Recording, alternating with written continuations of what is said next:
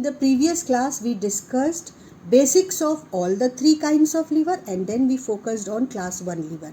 Today's class, I am going to focus on class 2 lever. Class 2 lever has load in between fulcrum and effort. तो इसका असर क्या हुआ देखो. Effort arm is always more than load arm. इसका असर क्या हुआ देखो. Load arm is always less than effort arm in class 2 lever.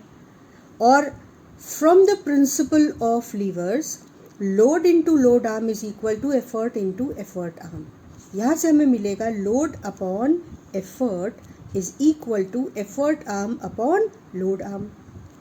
अगर load arm हमेशा effort arm से कम है, डिनोमिनेटर राइट साइड का न्यूमरेटर से हमेशा कम है, तो फिर यहाँ भी तो डिनोमिनेटर लेफ्ट हैंड साइड पर राइट साइड के लेफ्ट साइड के न्यूमरेटर से हमेशा कम होगा. यानी अगर लोड आर्म हमेशा कम है तो एफर्ट हमेशा लोड से कम होगा. मतलब लोड हमेशा ज़्यादा होगा एफर्ट अप्लाइड से.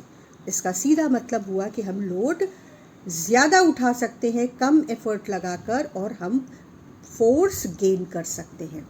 ठीक है ना. We can lift a heavy load with lesser effort. This is बेटा second class lever. In this lever, fulcrum is at this side. This is the load which I want to lift, and here I am applying force with the help of a spring balance, right? Load arm is quite shorter, while effort arm is longer than load arm. I am lifting 40 gram force load using just 20 gram force effort.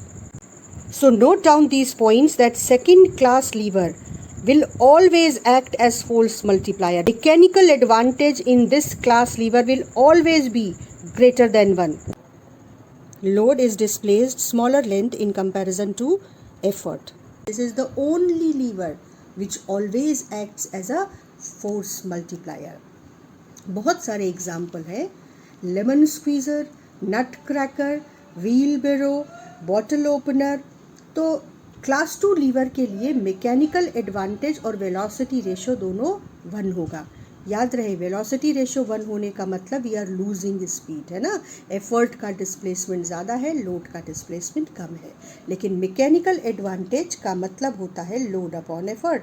अगर ये ज़्यादा है तो इसका मतलब कि ज़्यादा load कम effort से उठा पा रहे हैं, फोर्स गेन हो रहा है. तो अब इनमें से कुछ एग्जाम्पल्स को हम देखकर क्लास 2 लीवर के लिए अपने कॉन्सेप्ट्स क्लियर करेंगे. Now first example is wheel बेरो.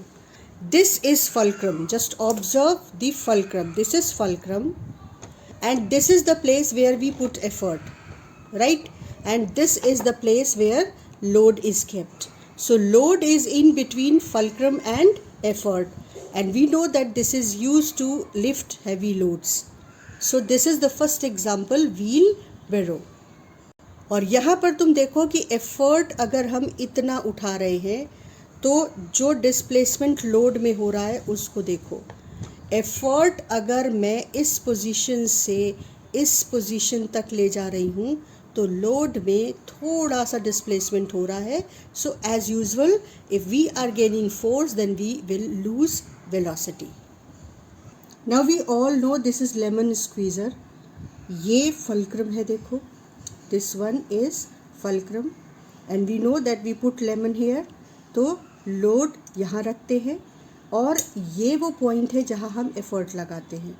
और अगर हम लोड और एफ़र्ट के डिस्प्लेसमेंट को देखें तो जब हम एफ़र्ट के लिए इतनी पोजीशन से इतनी पोजीशन तक, इसको ऐसे देख सकते हैं कि अगर हम एफ़र्ट के लिए इतनी पोजीशन डिस्प्लेस करके इस तरह से आएंगे तो तुम देख सकते हो कि लोड कितना कम डिस्प्लेस होगा. ये पार्ट कितना कम डिस्प्लेस होता है जब हम बहुत ज़्यादा एफ़र्ट को मूव करते हैं. तो लोड का डिस्प्लेसमेंट एफ़र्ट के डिस्प्लेसमेंट से हमेशा कम होगा. किसमें? जिसमें फोर्स मल्टीप्लाई हो रहा होगा. और लोड आर्म हमेशा एफ़र्ट आर्म से बड़ी होगी. ठीक. तो हमने सारे कैरेक्टरिस्टिक क्रॉस चेक कर लिए. इसी तरह से बॉटल ओपनर में भी फल्क्रम इधर होता है, ये वो पार्ट होता है जो किसी बॉटल की कैप में फंस कर उसको उठाता है और हम एफर्ट यहाँ से लगाते हैं. So load is in between fulcrum and effort. Nutcracker का लेमन स्क्वीज़र के साथ स्ट्रक्चर ऑलमोस्ट सेम होता है.